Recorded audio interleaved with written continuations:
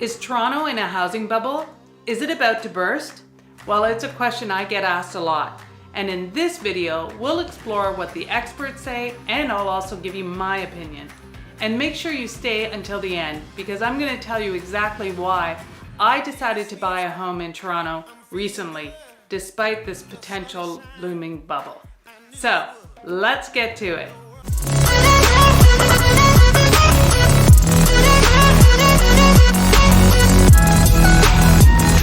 Hi everybody, my name is Connie Sarvanandan and I'm a real estate agent here in Toronto and the GTA.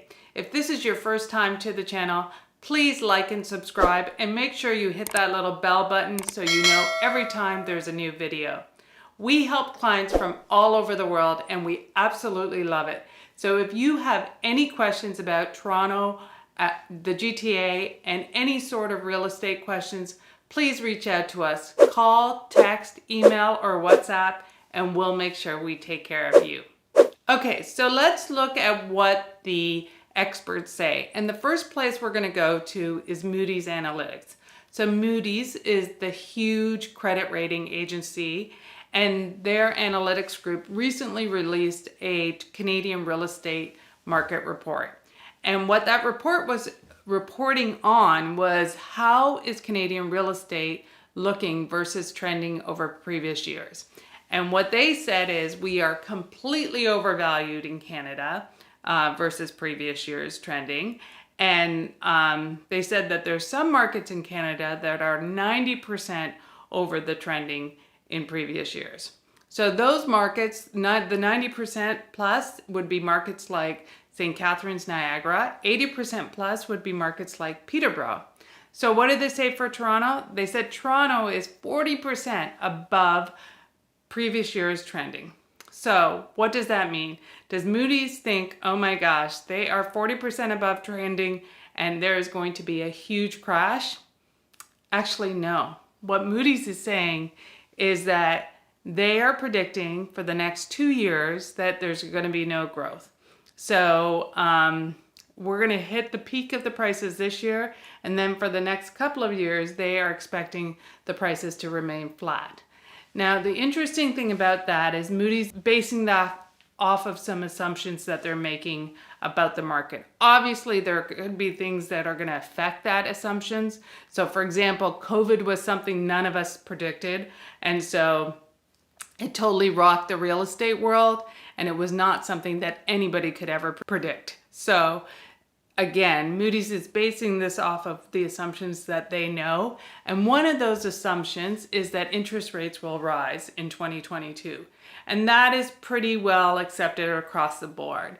So not only will we have interest rates hikes in 2022, there's expected to be more than one interest rate hikes. But here's the thing about that is that we're at historic lows for interest rates. So even if they go up, it's still pretty manageable compared to what we've seen in previous years. So that's what Moody's is saying. Moody's is saying, yes, we're overvalued. Yes, we're significantly overvalued versus trending in previous years. But all that means is that we're not going to grow next year. And some of the craziness will stop next year, meaning that crazy bidding wars that are raising the prices. And so they're just expecting a flat market. They're not expecting a crash. So that's Moody's. Let's look at another one. Okay, so the next expert we're going to look at is Swiss bank UBS.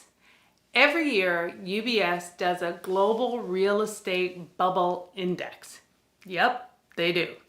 And what they do is they rank 25 global cities on whether or not they are in a bubble. So what does that mean exactly? Well, let me read it to you. This is how UBS defines a bubble. Identifying a bubble. Price bubbles are a recurring phenomenon in property markets. The term bubble refers to a substantial and sustained mispricing of an asset, the existence of which cannot be proved unless it bursts. But historical data reveals patterns of property market excess. Typical signs include a decoupling of prices from local incomes and rents and imbalances in the real economy, such as excessive lending and construction activity. So this is how UBS measures this bubble. And in the UBS ranking, Toronto was number 2 as far as bubble goes. The only city on their ranking that was higher than Toronto was Frankfurt. So that seems pretty shocking, and it might send off a lot of alarms. But here's the thing about the UBS ranking. Toronto has been on it before, and it's been on it before for several years. So not only were we on the list, but we've been number 1 before. So in 2017, we were number 1 on the bubble list. And every year since 2017, we've been on UBS's list in the top 3. And what happened in 2017 is the Canadian government did introduce some things to try and slow it down for Toronto. So there was a foreign buyers tax that was introduced, there was some interest rate hikes, and then there was also some incentives for foreign buyers to invest, which were taken away. So it did slow it down, the market did dip a little bit, but then it just came roaring back, and has been roaring ever since. So yes, we're definitely on the list of cities with a bubble when it comes to UBS and their ranking, but we've been on that list for at least 5 years, and I only went back to 2017, but I'm guessing we may have been on that before that too. So that's UBS. They definitely think we have an issue. So here's the thing about Toronto housing, that there are reasons why the pricing has gone nuts. And my previous video, I go into a deep dive of what those reasons are. So make sure you watch that video if you want further, deeper explanations. But let me tell you the top 10 things that I did talk about in that video that it kind of explains why the Toronto housing market is so crazy. So the top 10 things that I talk about in my last video of why the Toronto housing market is as crazy as it is. Number 1 is interest rates. We have historically low interest rates, and even if they rise, we are still at historic lows. Number 2 is immigration and housing stock. We have a ton of immigration happening in Canada, Ontario, and Toronto, and our housing inventory is not increasing to keep up with that immigration, so it's definitely leading to shortages. Number 3, 4, and 5 are all COVID related. So first of all, people needed home offices, and sometimes both, you could have a household where kids needed a home office, parents needed a home office, so people were looking for spaces with home offices, so that definitely created a demand in the market. Number 2 with COVID was telecommuting. COVID made telecommuting acceptable and reasonable. So what started happening is people were looking to move so that they can go to different spaces or different places because they can all of a sudden telecommute versus having to commute themselves. So whether they were moving to a space that was bigger or closer to family or whatever the reason, telecommuting allowed that to happen when it didn't before COVID. And the last thing that COVID contributed to the crazy housing market was really inventory. A lot of people who would have normally put their house on the market did not put their house on the market because of COVID. I experienced that myself with my clients who didn't want to put their house on the market until we were kind of freer and clearer with COVID. And so they delayed listing their house because of COVID. And some people just said, no, I don't want to put it out there at all. So definitely affected housing inventory because COVID was out there. So those 3 things affected housing inventory. The other thing was demographics. So the largest group of millennials turned 30 in 2021, which means that 30 is that age when you start to partner up or think about families. So that group was starting to look at housing and thinking about buying. The next thing is the Canadian dollar. The Canadian dollar is cheaper than the US dollar right now, which means it's also cheaper than a lot of other currencies. So people were saying, hey, not only can I buy in Toronto, this great city, but I can buy it at a discount because the Canadian dollar is not as strong right now. So that definitely made a difference. Also, talking about investors, investors have played a big role in the housing craziness in Canada because 1 in 5 buyers are investors. And the thing about investors is they can really affect housing stock because if they buy and don't actually use the property, then that is yet another property that's not contributing to the housing stock.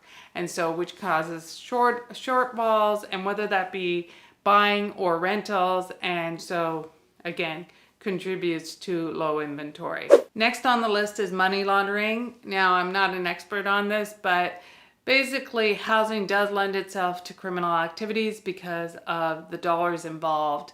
And so even if you have a very small percentage of criminals that are entering the marketplace and contributing to housing, that's going to affect overall inventory.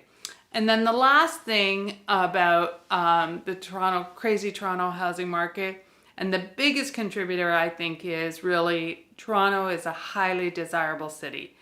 Mainly because of the points above, but really we've been ranked across a lot of different rankings as one of the most highly desirable places to live in the world. And I've often talked about the Economist ranking that gives us, we're number 2 in the world as far as safety goes, and that safety covers all kinds of areas, including digital safety and health safety, and infrastructure safety and physical safety.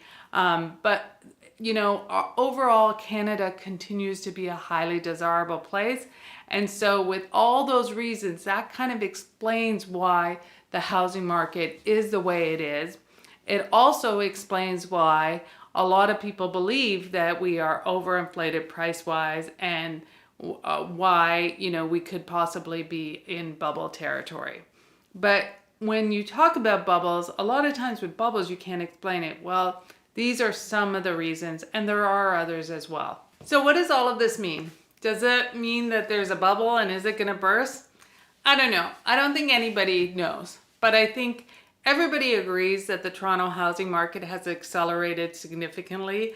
I think everybody agrees that our pricing is getting very high and unaffordable, and it is an issue across the board. I think the government is looking at ways to mitigate it. I think, affordability is a big topic for the city, for the province, and for the country as a whole. So definitely those things are out there. Now, would you buy a house in this market, especially if there's the risk of a bubble? Well, I did. And I explained this more in the last video, but I'm going to give you the highlights. We bought a house recently in a neighborhood called Yonge and Eglinton. We bought in that neighborhood because we believe that even if there's a downturn, that even if, the market crashes, we believe eventually it'll come up. And we are willing to hold on to that property until it comes back up. And we believe it'll come back up because it's a great location. So it's in a highly desirable area, whether you're going to live there or rent there. It's in a pocket that has a lot of transportation options, lots of restaurants, it's just a great area that we strongly believe in. And we are willing to hold on to the property and make it a long-term investment. So that's why we decided to buy.